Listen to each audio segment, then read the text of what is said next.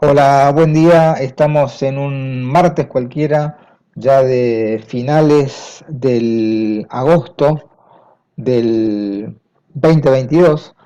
En este caso, abriendo un nuevo ciclo que se va a llamar Referentes, en el cual un montón de músicos muy importantes argentinos de distintos géneros, de distintas extracciones artísticas, vamos a charlar sobre su historia, sobre sus desarrollos de sus actividades artísticas y de sus actualidades. En este caso, para abrir este ciclo, tuvo la amabilidad de contestarme y aceptar charlar conmigo Gustavo Moreto. Gustavo Moreto es un importantísimo músico argentino, pianista, trompetista, compositor, cantante, arreglador, que ha tenido una larga historia ya desde comienzos de la década del 70, con dos grupos que yo creo que marcaron muy fuertemente la música argentina de aquella época, como fue el grupo, el sexteto Alma y Vida y el trío Alas. Creo que fueron dos grupos como medio revolucionarios para su época, porque Alma y Vida era un grupo del cual no había registros acá en la Argentina, por el tipo de formación, un grupo con dos caños, con trompeta y saxo, medio a la manera de grupos como Chicago o Blood, Sweat and Tears. Y después, cuando él decide irse de Alma y Vida, forma Alas, que creo que fue un grupo muy revolucionario porque dio una vuelta de tuerca a la mezcla del rock con el tango, con el folclore, y han pasado importantes músicos también por Alas. Así que bueno, Gustavo, buen día, ¿cómo estás? Buen día, ¿cómo te va? Gracias por escucharme. Vamos a ir al principio de todo, Gustavo. ¿Cómo es que empieza tu gusto por la música de niño? ¿Alguna influencia familiar? ¿Cómo fue ese primer encuentro con la música? Bueno, eh, mi madre era rosarina y se había recibido de pianista de concierto, digamos, en el Conservatorio Nacional de Rosario. Y ahí en Rosario conocí a mi padre, que venía de un pueblito muy chiquito en Córdoba, se llama Las Piur, y él estaba básicamente como escapándose de un destino de vivir en el campo, digamos, Ajá. y tuvo la oportunidad de hacer una carrera en ingeniería que hizo en Rosario. Y después mi padre fue siempre una persona con increíble capacidad de aprovechar las oportunidades en la vida. Encontró mm, en una pared un papel que decía que había una universidad norteamericana que estaba aceptando alumnos de ingeniería. La época era durante la Segunda Guerra Mundial. Generalmente las universidades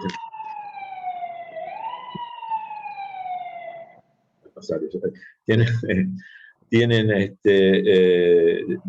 quieren tener alumnos extranjeros, es muy importante para el prestigio de ellos. Y no se podía conseguir ningún estudiante de Europa porque no se podía cruzar el Atlántico, Claro. por submarinos y todo ese tipo de cosas que era extremadamente peligroso. Entonces empezaron a recibir alumnos de Latinoamérica. Y mi padre terminó con un PhD, un doctorado en ingeniería, y fue mi madre también, que estudió piano clásico allá en Estados Unidos. Nació mi hermana, Marcia, que ahora es un personaje muy conocido en una canción muy famosa en todos los países de habla francesa, que se llama Marcia, un grupo que se llama Rita Mitsuko. Así que, bueno, vivieron ellos hasta que mi hermana tuviera un año y medio, una cosa así. Y después, cuando volvieron a la Argentina, bueno, me tuvieron a mí. Así que mi mamá era pianista, así que yo puedo decir que empecé a escuchar música dentro de la panza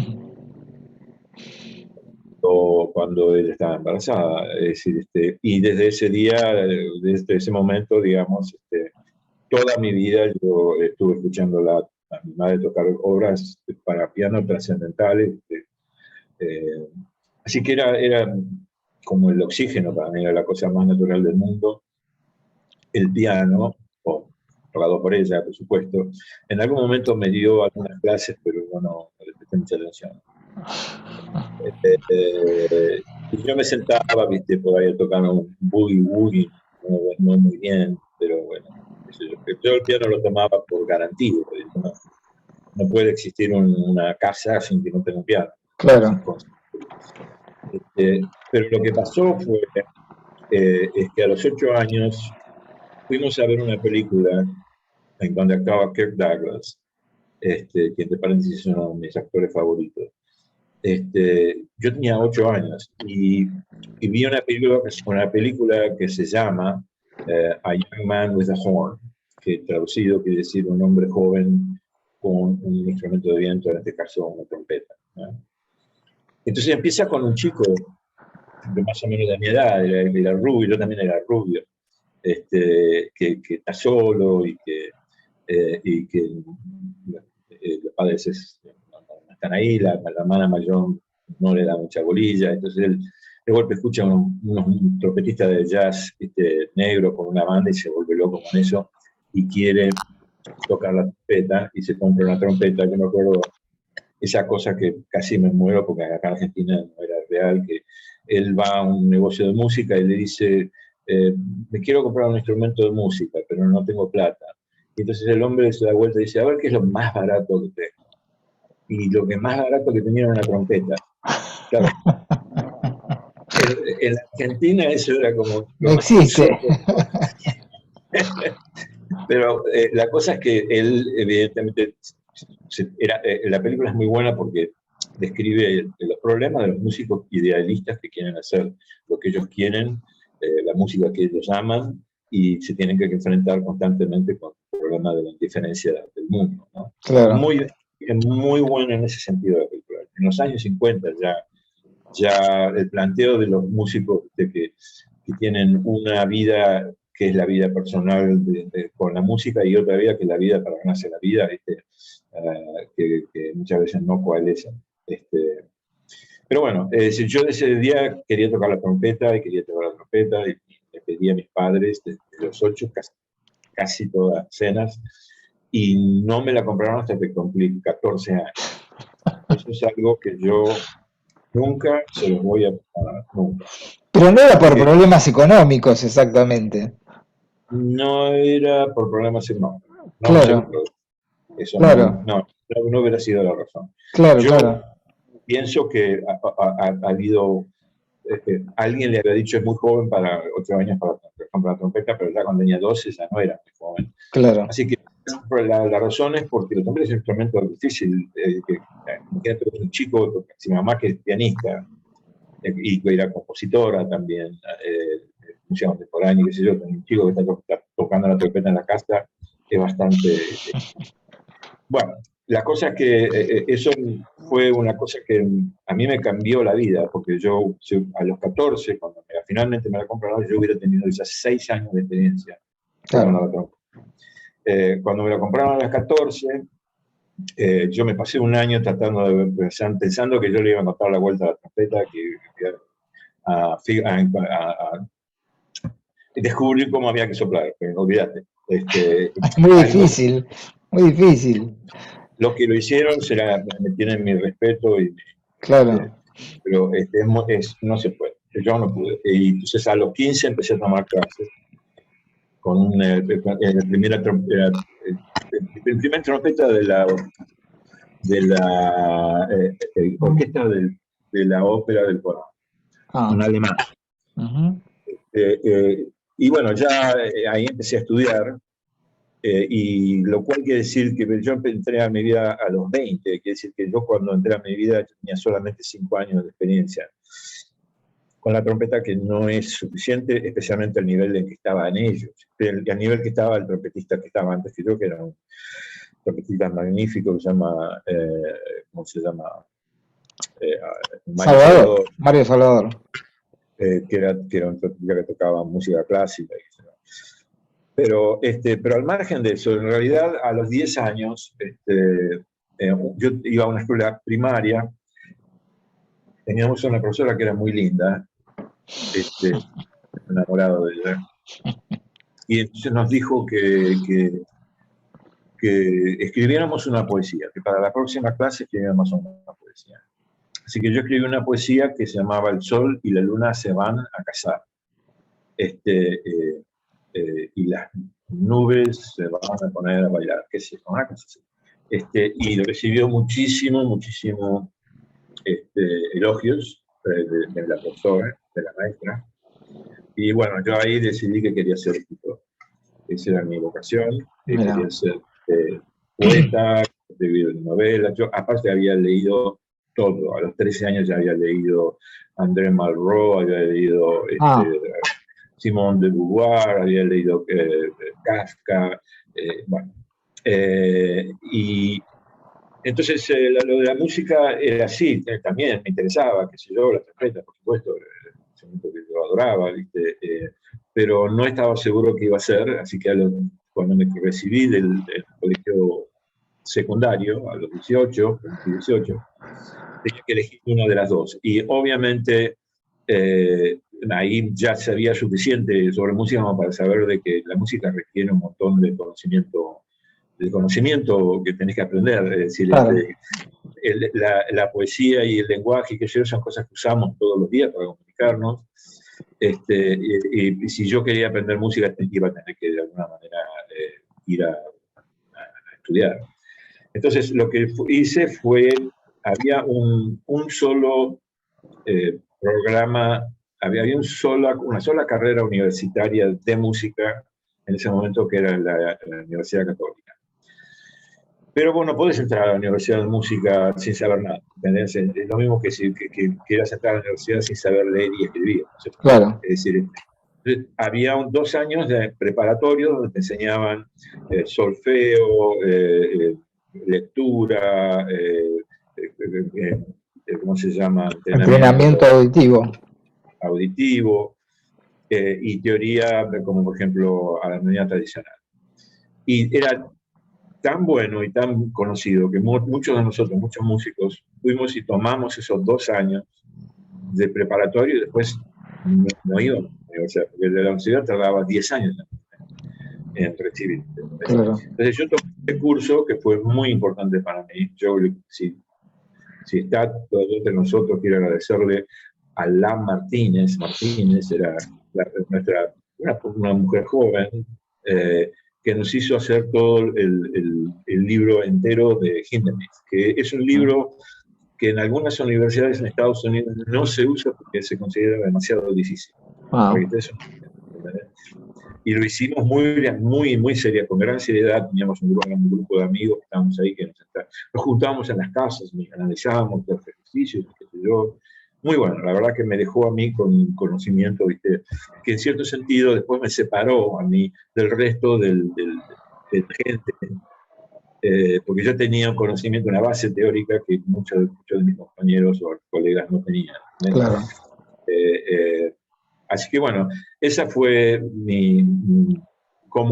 decir, obviamente cuando a los 20 me dan la oportunidad de entrar a mi vida, ahí se acabó cualquier disyuntiva, ¿viste? Y ahí me dediqué a la música al 100%. ¿Cómo es el proceso por el cual entras a Alma y Vida? ¿Vos conocías a alguno de los muchachos?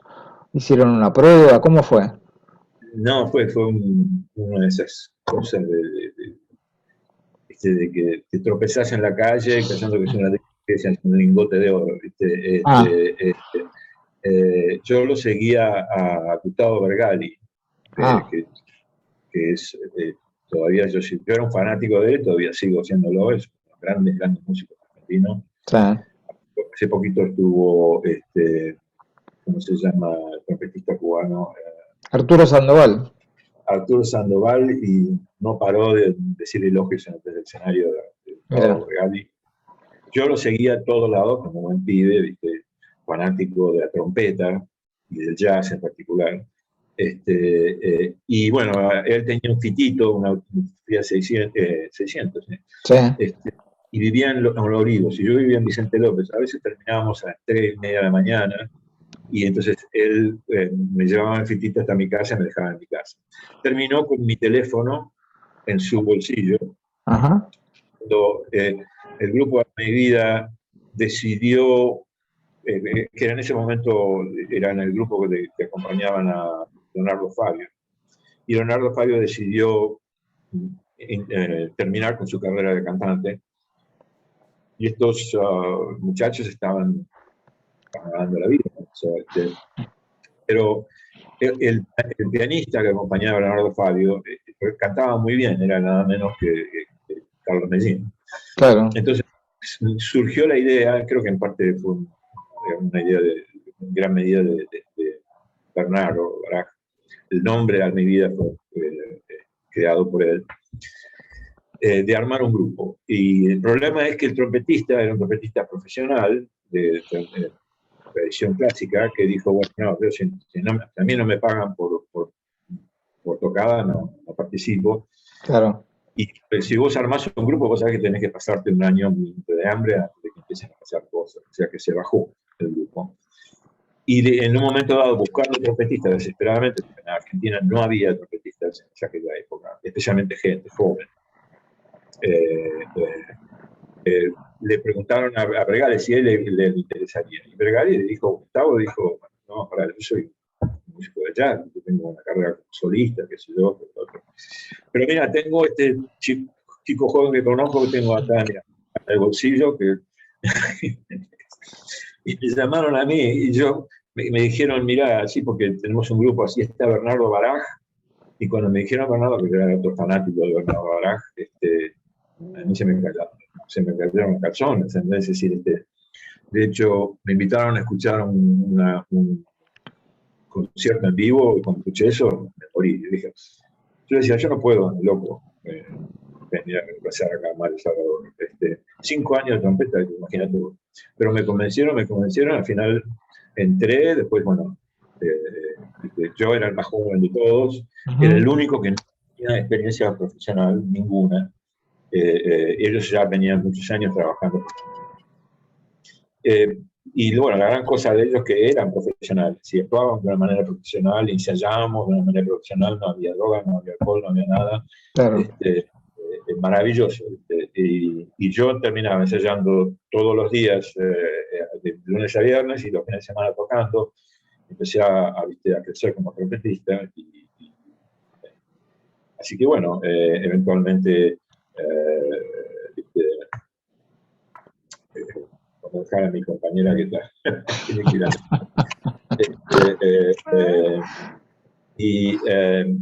¿cómo se llama? Así que bueno, es decir, ahí ya había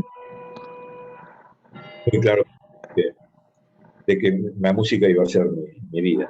Ahora, el impacto artístico y llamémosle comercial que tuvo Alma Vida en su momento fue muy importante porque fue una banda muy conocida que grabó varios discos, que como comentábamos en la previa tuvo varios hits que fueron muy importantes, algunos composición tuya también.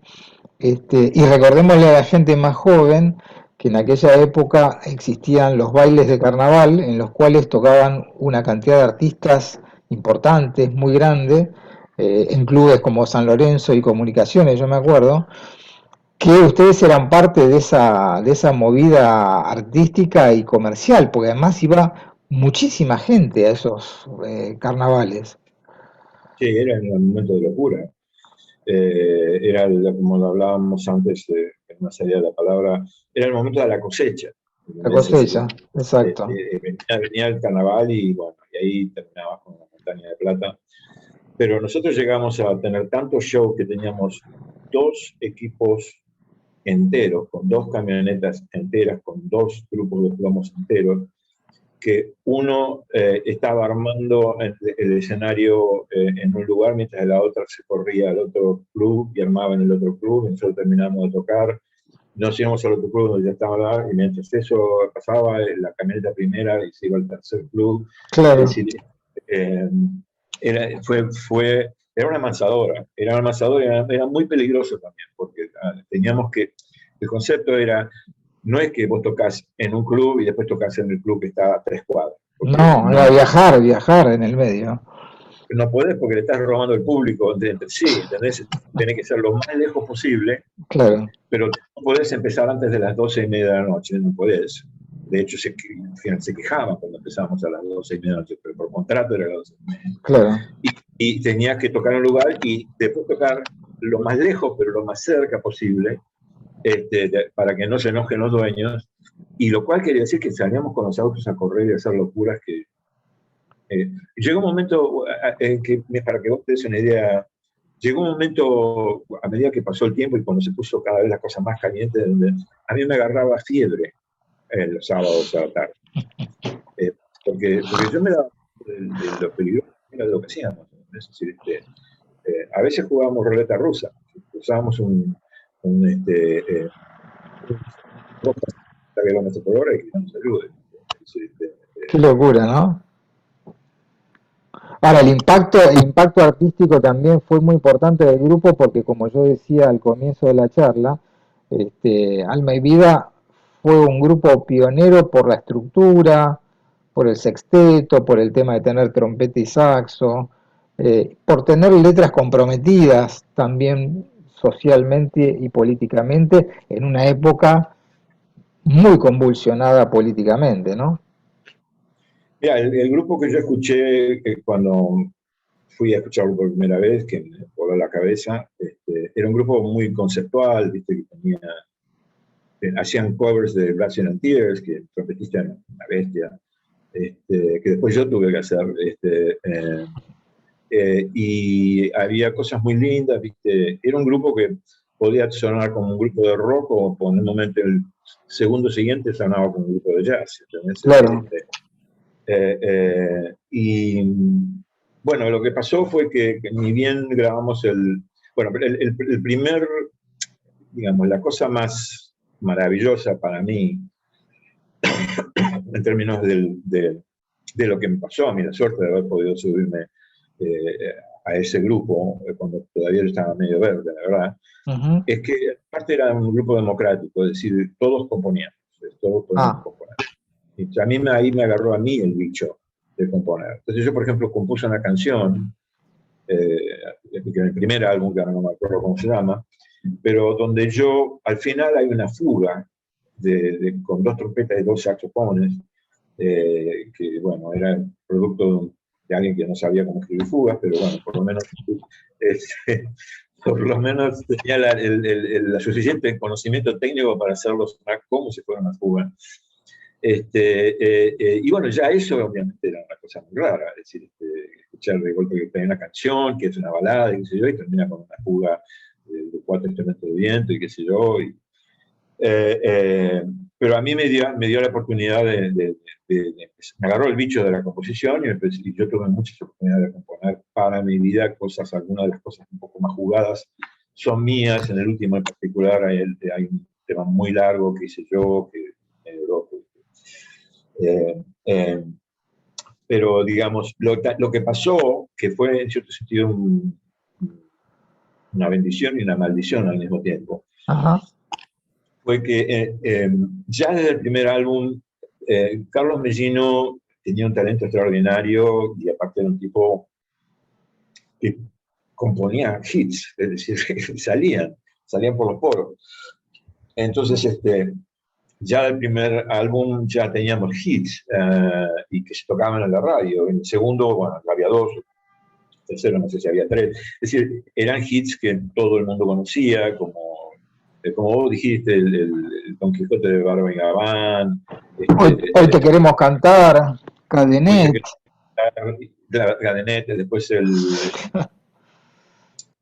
uno muy famoso, el Gorrión, ¿cómo es? De la mano de tu mano voló un gorrión, o algo así era el título. Son temas, viste, que se hicieron muy famosos. Muy famosos, sí.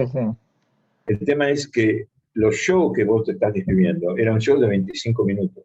No eran conciertos de 1 hora y media. Claro. Íbamos por contrato, el reloj empezaba a los 25 minutos, se paraba todo y salíamos corriendo para otro show. En 25 minutos no podés tocar, viste, cosas muy complicadas y qué sé yo, viste, básicamente, como los temas eran famosos, eran conocidos en la radio, la gente no se quedaba contenta si ibas y tocaba toda música nueva y que se quería escuchar los hits. Claro. Entonces, eso que aparte nos abrió mucho la avenida comercial del grupo, se transformó cada vez más en el motor del grupo, el motor de la carrera de Ana y Mía.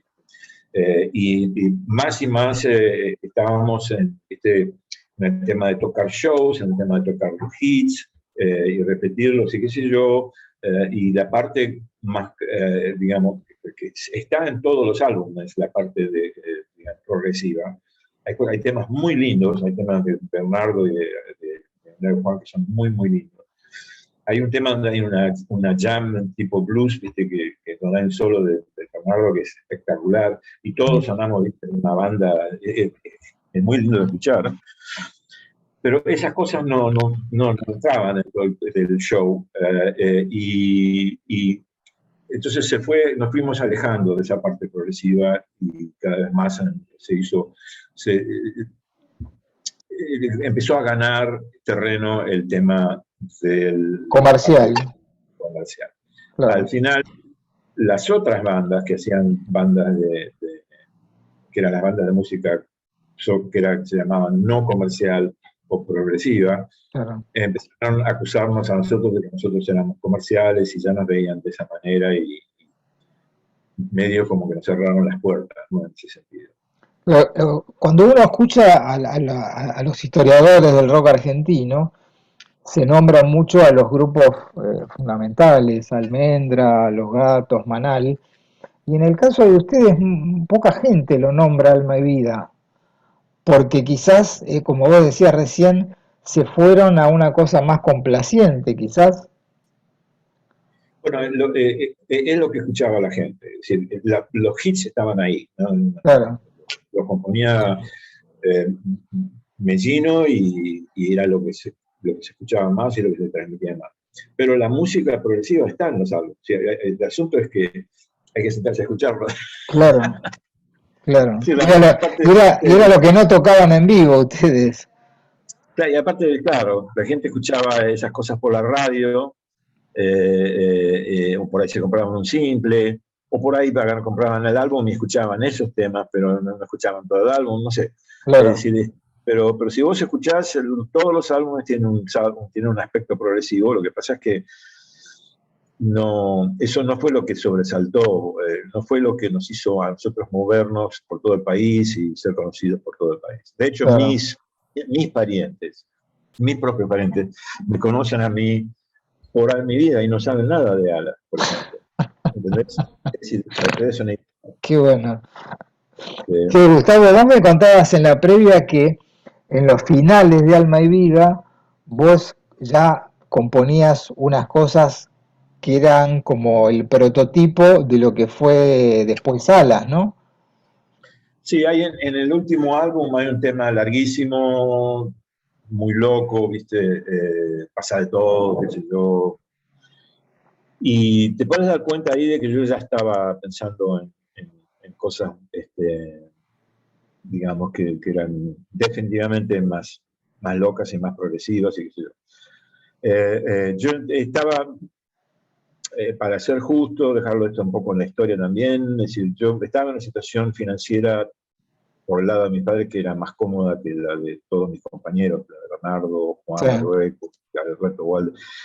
En ese sentido yo tenía una cierta comodidad en términos de elegir proyectos que ellos no tenían.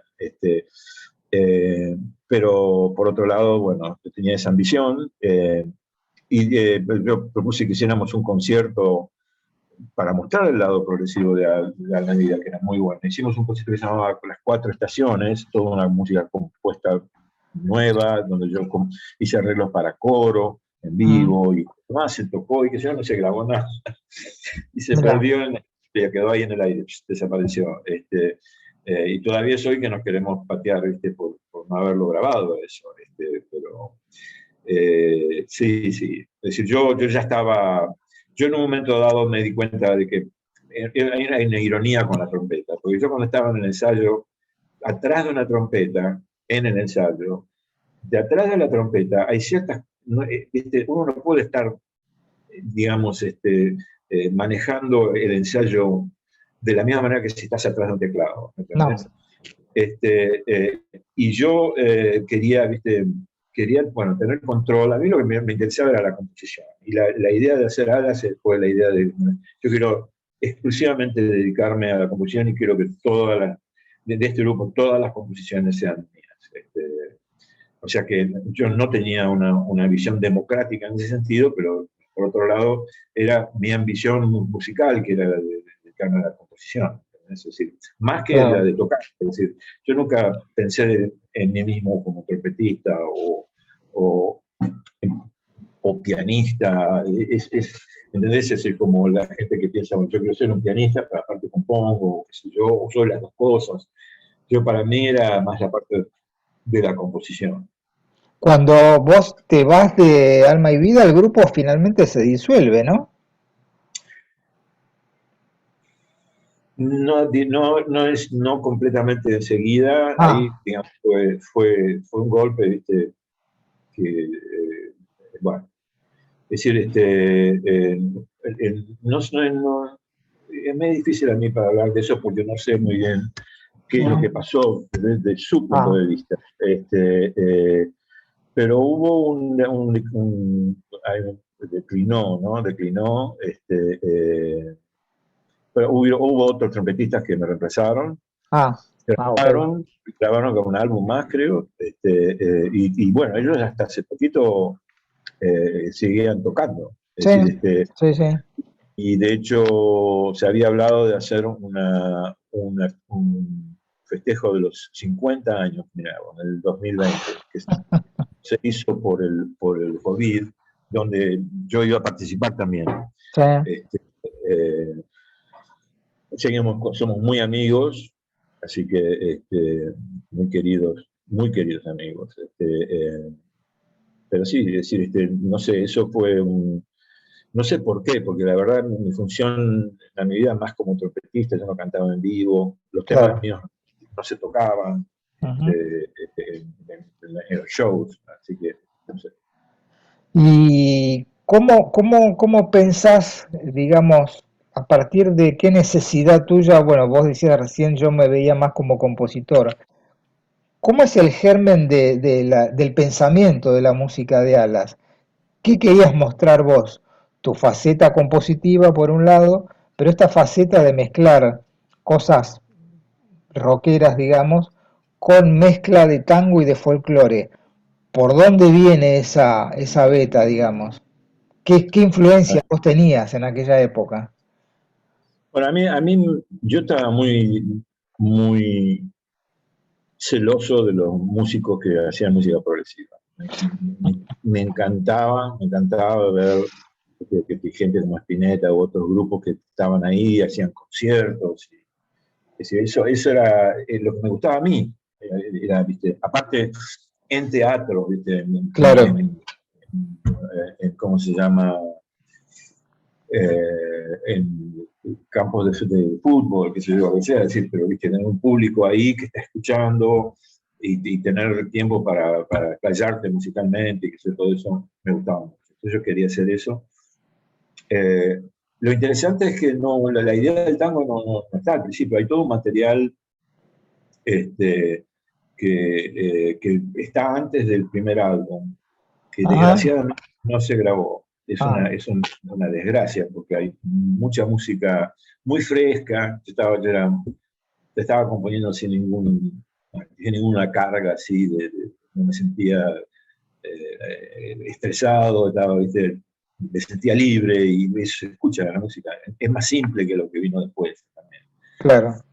Hay un tema que estoy tratando de rescatar, que se la grabaron en una de esas caseteras de cassette, ¿viste? Que Sí. sonido horrible, pero estoy tratando de ver si lo puedo rescatar con una buena mezcla, un EQ, ¿viste? Porque la secuencia de eventos, lo que pasa después y lo que pasa después dentro del tema, es interesante, a mí me gusta. Hay improvisaciones mías en piano, órgano y sintetizadores que, bueno, no estaba yo todavía ahí, ¿viste? A nivel después logré ser más tarde, pero la estructura general me parece muy interesante. Y lo que era interesante es que era un tema dedicado a Mambrú. Ah, Este, y porque yo de chico, a mí me traumatizó, yo, viste, ya de chico me parecía que la letra era terrible, la letra de Mambrú. Se fue a la guerra y nunca volverá, jajaja, tremendo, jajaja. tremendo. ¿Cómo, cómo va a estar jajaja, jajaja, porque no vuelve nunca más porque se fue a la guerra? Es terrible eso. ¿Y por qué no está cantando niños esa de parte, no? Es decir, entonces, yo escribí un tema que se llama Mambrú perdió la guerra. Y es un homenaje a este pobre Mambrú que, viste, que durante el siglo se han cantado celebrando el hecho de que nunca volvió de la guerra. Eso ya había como una cosa, viste, como diciendo, bueno, es como más local. Pero la idea de fusionar tango con lo que yo estaba haciendo no fue mía, fue la idea de Marcia, mi hermana, Marcia Moreto. Mira, Me dice, Gustavo, por qué no usas algo del tango? Yo dije, uy, mira, qué buena idea, eso no se me había ocurrido a mí. Así que, bueno, mi hermana era una genia, ¿no? Es decir, te repito, ella se llama Marcia Moreto, es un personaje muy famoso en todo el mundo de habla francesa, Francia, Canadá y todos los lugares de se habla francés, por una canción que se llama Marcia Baila, de un grupo que se llama Rita Mitsuko. Y si vos vas, pones Marcia Baila en el Google, ahí inmediatamente aparece una canción. ujú. Está en francés, hay que entender la letra, pero ella murió cuando tenía 36 años de cáncer. Y la letra te dice eso, murió de pecho, tenía que, ¿viste? Es la canción, es la canción que canta Pedro Aznar en Mi Mame Bandoneón. No, bueno, esa es mi canción. Ah, Yo, no, de hecho, concretamente yo no sabía nada de eso durante, qué sé yo, años y años, que no sabía que existía esa canción de un grupo ah, francés. ok, ok. Y después me enteré de que era súper famoso. Hay una versión de Ricky Martin de esa canción, para que te des una idea, totalmente Mira, de manera increíblemente estúpida. Eh, eh, pero la francesa es grosa porque la música es muy irreverente y la letra es muy trágica. Entonces, ah, esa contradicción, ¿viste? Eh, entonces yo dije, bueno, pero esto era una bailarina, porque mi hermana era bailarina de danza moderna, contemporánea, y era una coreógrafa.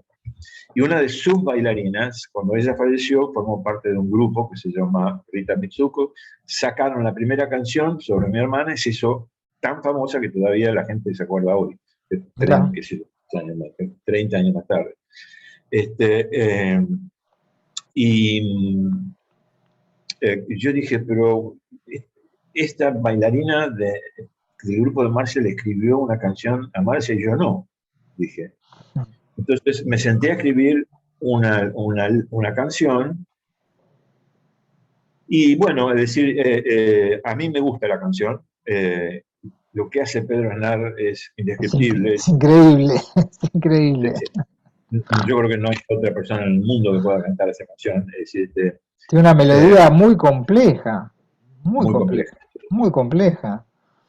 Lo que pasa es que esa canción es más sobre la tristeza que siento yo Claro, que, que sobre mi hermana, ¿entendés? Entonces, en ese sentido, yo me saco el sombrero por los franceses que hicieron una cosa donde ella es un retrato de ella, su personalidad. mira, Eh, eh, pero bueno, le escribí la canción al final, ¿no? Y se la cantó Pedro Aznar, así que mira.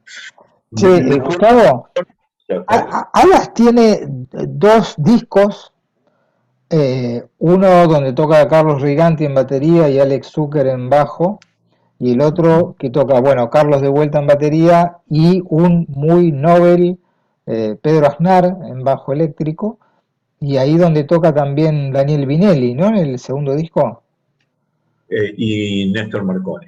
y En Marconi. un, en un tema toca Daniel Vinelli, en el otro Néstor Marconi. Dos Bien. pequeños nenes del bandoneón. ¿Qué puedes decir del primer disco que tiene una rareza que son dos temas?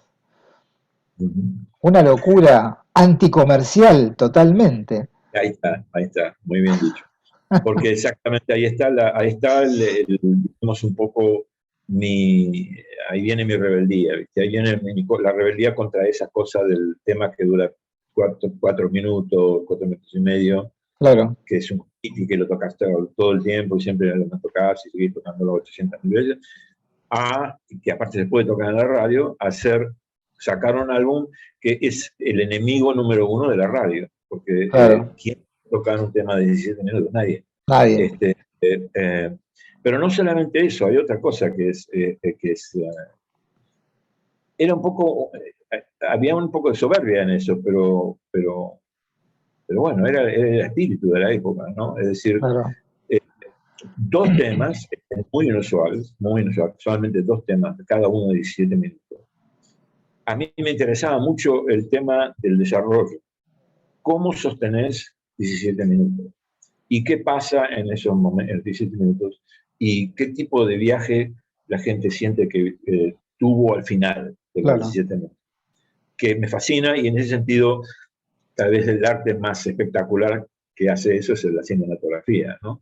Este, y en aquella época, como la idea era tocar con públicos capturados en el sentido de que estarían en un teatro o en un Claro. estadio, es así, en vez de los bailes donde la gente está, qué sé yo, tomando, haciendo lo que sea.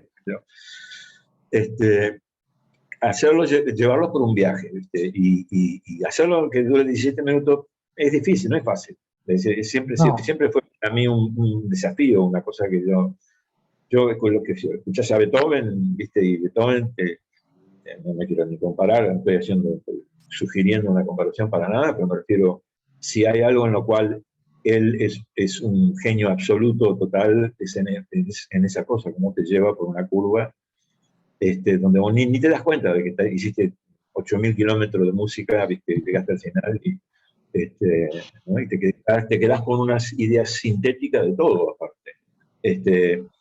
Así que, pero lo más notable del disco ese es que aparte no hay nombre en la tapa. Es ah, el logo. el O sea que logo. pues, si vos ibas a una disquería y no sabías sobre Alan, no había absolutamente ninguna razón para que lo compraras. Porque Claro. había con 2 alas. ¿Y por qué lo vas a comprar? O sea, costaba plata, ¿viste? ¿Para qué lo vas a comprar un disco? Entonces ya era como una cosa que nosotros decíamos, bueno, nos tiene que conocer, tiene que saber quién somos, tiene que ir a comprarlo porque quieren ir a comprarlo. Es decir, cosas que eran lujo, ¿viste? Que no se Y, podía dar por ahí en y, cuan- aquella época de la y, gente cua- y cuando, realmente. y cuando el supuesto comprador daba vuelta al disco y miraba que había un tema de un lado y un del lado A y un tema del lado B, decía, esto debe ser un embole seguramente. Claro, claro, claro, efectivamente. Sí, sí, es decir, era el espíritu, porque también hubo una cosa que nos pasó, y también a mí me llevó un poco a esa actitud, ¿no? Decir, yo tenía un contacto con RCA con mi vida, y nosotros ya habíamos ensayado muy bien, y qué sé yo digo, mira, voy a hablar con un productor de RCA, a ver si que tengo contacto con ellos, a ver si les interesa lo de Alas, ¿viste? Bastante convencido de que era posible de que sí les interesara. Y nos dieron media hora de estudio para grabar. Y estábamos tan afilados, en esa media hora la rompimos. Entramos ahí, tocamos 2 temas perfecto, quedó perfecto. Recopado nosotros con lo que habíamos grabado, pero a los de RCA no les gustó. Me imagino. Entonces yo dije, yo no le ofrezco esto más a nadie. La próxima vez me van a tener que venir a buscar. Todo esto suena muy arrogante, ¿no? Tal vez lo sea, pero en realidad en cierto sentido era una realidad. Era una realidad. Es decir, por ejemplo, el grupo ya era conocido antes de que hayamos tocado la primera vez, ya nos hacían notas. Ah, La gente ya había notado el grupo escuchándolo en los ensayos y ya se había un rumor en la ciudad. Por eso, gracias a Dios, que Buenos Aires es la gran aldea, ¿viste? Estuviese en Nueva claro. York, era. Pero acá en Buenos Aires, ¿viste? Se corre la bola. Así que yo dije, bueno, muy bien, si no me vienen a buscar a mí en la compañía, yo no le ofrezco a nadie. Y nos vinieron a buscar de Odeón, de EMI. Y de hecho nosotros hicimos un contrato, queríamos, dijimos, bueno, vamos a renovar el contrato cada año, porque, viste, qué sé yo, bla, bla, y después queremos más de regalías, y bla, bla, y dijeron que sí, qué sé yo. Y después tenés el estudio que lo podés grabar, que es una maravilla, y el departamento de arte que te hace la parte de arte, que es otra maravilla. Después tenés la distribución, que no es una maravilla, pero por lo menos hay algún tipo de distribución. Y después no te dan ni 5 de pelota, es decir, no te lo promueven, no renuevan. Una vez que se vendió la primera tanda, no te la renuevan. Claro. Es decir, querían tenerlos en el catálogo, porque, ¿entendés? Pero les importaba 3 pitos el grupo o lo que fuera. De hecho, cuando nosotros entramos en el estudio con ese grupo, haciendo la música que hacíamos nosotros, el técnico no sabía qué hacer. No entendía nada, ¿entendés? Es decir, por el sonido, por el volumen, por el concepto, por los instrumentos, por todo. Viste, la gente que estaba acostumbrada a grabar tango, a grabar, viste, otra cosa. Claro. ¿Cómo eran las mecánicas de ensayo, Gustavo? Y ensayar, eso yo, se lo doy gracias a los muchachos de mi vida, ¿viste? Que eran súper profesionales, siempre fueron súper profesionales, nunca hubo drogas, nunca hubo alcohol, nunca hubo nada. Era trabajo, trabajo, trabajo. Ensayábamos lunes a viernes del 9 a 1, y cuando teníamos que grabar un álbum, a veces volvíamos de domingo a las 3 de la mañana de tocar, y a las 9 de la mañana estábamos en el ensayo. Entonces, esa dinámica de trabajo, esa ética de trabajo, yo la llevé con Alas también. Entonces, ensayábamos todos los días de 9 a 1, y hay mucho trabajo atrás de Alas.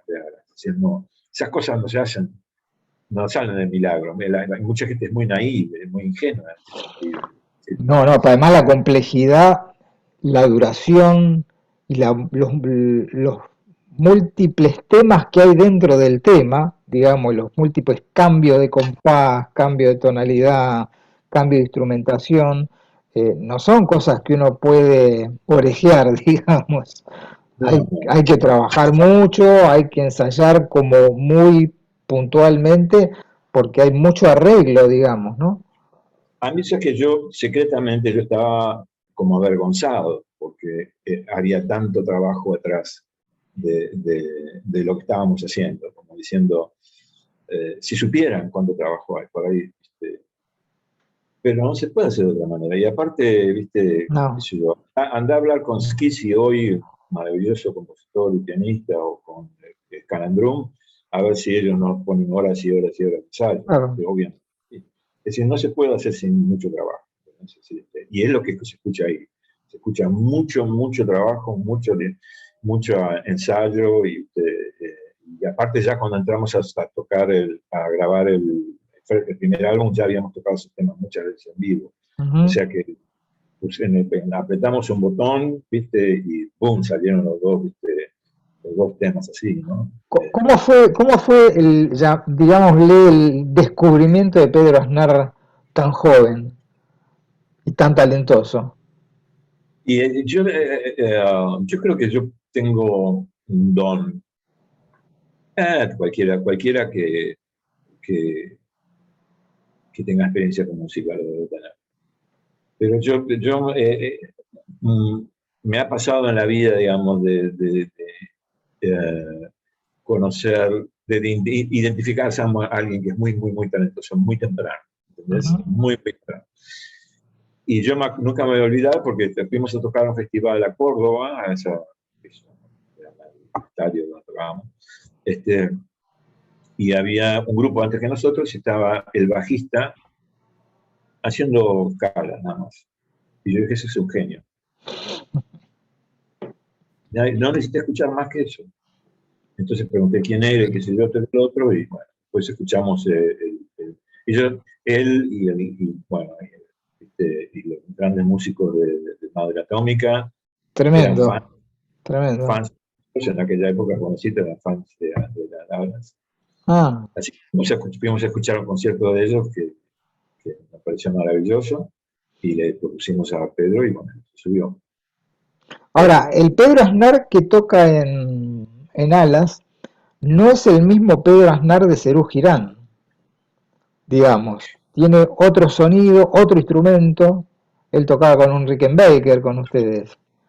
Acá tengo mi compañera que está tratando de que no la vean. No importa, no importa, Este, no importa. divino, un beso grandote. Este, y, ¿cómo se llama? No es el mismo de Cirugía. Es otro Eh, Pedro Aznar, distinto, además tocando con púa lo he visto. sí, es decir, era música que, bueno, para él, bueno, es decir, él aprendía todo en 2 segundos. ¿Cómo te puedo decir? De pasar los temas, están escritos. Es una de las, ¿cómo te puedo decir? Una de las grandes diferencias, sería, entre lo que hago yo con mi música y otras cosas que se hacen con la música.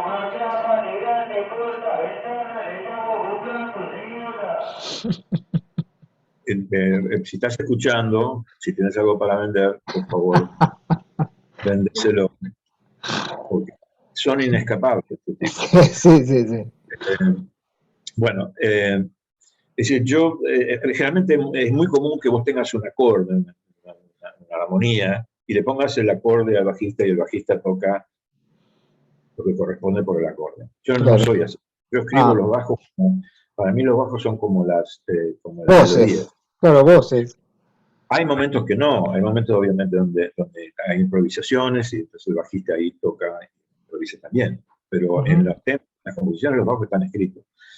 Y no es fácil, son muy complejos.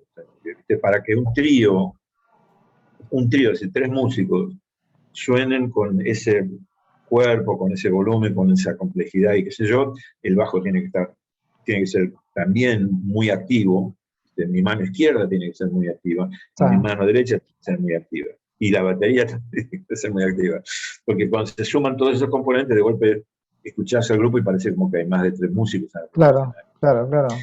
Eso siempre también fue otra preocupación mía desde el punto de vista compositivo. Entonces, a pesar de que, ya te digo, Pedro se aprendía las cosas en 2 segundos, era un desafío también, es decir, no era necesariamente una cosa fácil No, para nada. a él. Pero, digamos, eh,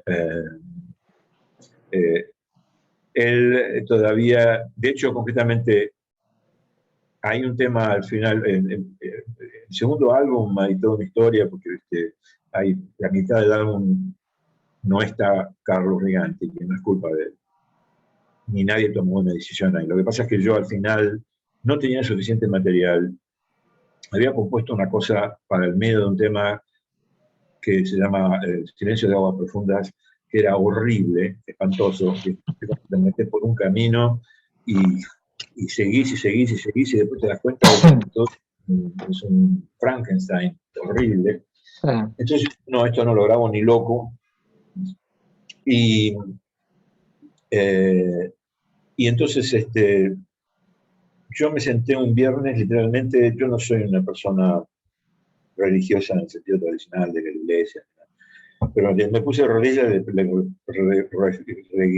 rogué a Dios que me ayudara, ¿viste? Me puse un choclo enorme que está en la media del tema Silencio de Agua Profunda para guitarra y piano. Ah, Entonces, cuando terminé, lo llamé a Pablo y le digo, a Pedro, perdón. Le digo a Pedro, ¿tocás la guitarra? Y me pequeño detalle que me olvidó, pero yo le tenía tanta confianza. Me dice, sí, ah, parte de bien, guitarra es impresionante. El lunes nos juntamos, yo le pasé toda la parte de guitarra a él, el martes lo grabamos. qué Y hay que animal, escuchar a Pedro en la guitarra, ¿entendés? claro. Y después eh, me han asignado a mí, no me acuerdo por qué, yo no me acuerdo por qué, o sea, de que yo le hice cantar a Pedro Aznar, que eso fue un poco. Es decir, que él estaba al hacer un proyecto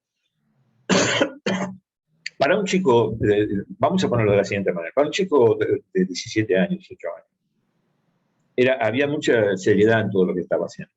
Se mete en Serú Girán, y Serú Girán es muchísimo más divertido, ¿entendés? Es decir, y también menos demandante desde el punto de vista musical. Después claro. Pedro hizo sus 2 álbumes originales, primero que fue estampado contra la pared, y el otro que lo hizo con Pedro Pacini, qué sé yo, que Ah, son claro. espectaculares, impresionantes, donde probó que puede tocar cualquier cosa, no solamente la guitarra, el bajo, y empezó a usar Tremendo, el bajo tremendo. con 5 fretes, ¿no? Pero es decir, yo creo que era un Pedro Aznar diferente porque la propuesta era diferente, el nivel de exigencia era diferente, y porque mis ideas composicionales y mis ideas armónicas no estaban para nada dentro de lo que Pedro, lo que para Pedro era su universo musical. Claro, Cuando él salió con su álbum, la música de él era fundamentalmente diferente a lo de Alas, claro, claro, y yo escuché las armonías que usaba él, viste, que sé todo lo demás, y yo digo, bueno, claro, este es otro lenguaje completamente diferente. claro. Y pero en última instancia, él dejó una cosa muy importante ahí en ese segundo álbum, que ayudó a que en mi opinión, es de las cosas que yo estoy muy orgulloso. O sea, aparte es muy reconocido internacionalmente. De hecho, dame un segundito. Sí. Acabamos de recibir Ah, uff, qué lindo. la edición europea Mirá, que salió hace unas par de semanas atrás del segundo álbum. qué Eh, lindo. y también hay un CD que salió en Japón al mismo tiempo. Mira, O sea que, es decir, para mí ese álbum había otras cosas también que eran muy importantes, que ya estaba disolviéndose el grupo, estaba disolviéndose el país. sí, una época Eh, complicada. muy trágica. Entonces yo, viste, fui al estudio diciendo, bueno, ya sabíamos que ya se había disuelto el grupo. Realmente.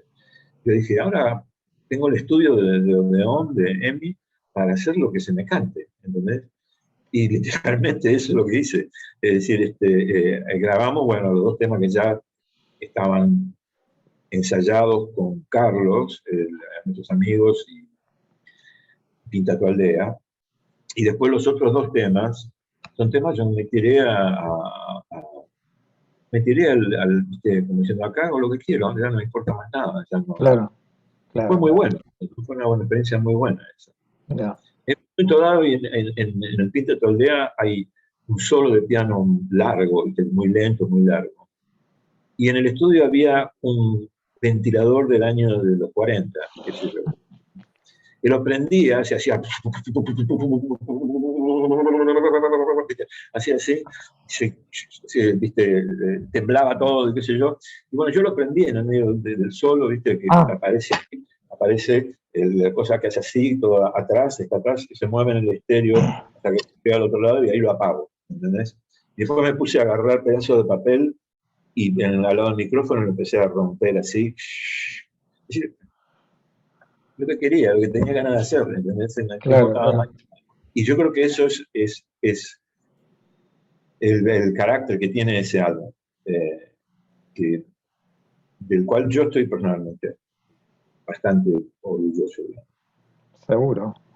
Che, Gustavo, se nos acabó el tiempo. Parece mentira cómo pasó todo el tiempo, pero estuvo buenísimo escuchar tu historia de niño, después con Alma y Vida y con Alas. Daría para hacer otro capítulo de tu larga estadía en Estados Unidos, así que en algún momento podemos hacer una charla con respecto a eso. Ha sido un placer tenerte para el ciclo. Bueno, muchísimas gracias y gracias por ese maravilloso interview que hiciste con Martín Moreto, guitarrista maravilloso que vive en Carlos Paz, porque fue hermoso ver todo eso también. Gracias por Bueno, hacerlo. bueno, esto fue el capítulo número 1, el que abre este ciclo que se llama Referentes. en este caso con el importante compositor, pianista, trompetista, cantante Gustavo Moreto. Nos veremos, Gustavo. Vemos. Un abrazo Hasta luego. grande. Gracias por todo.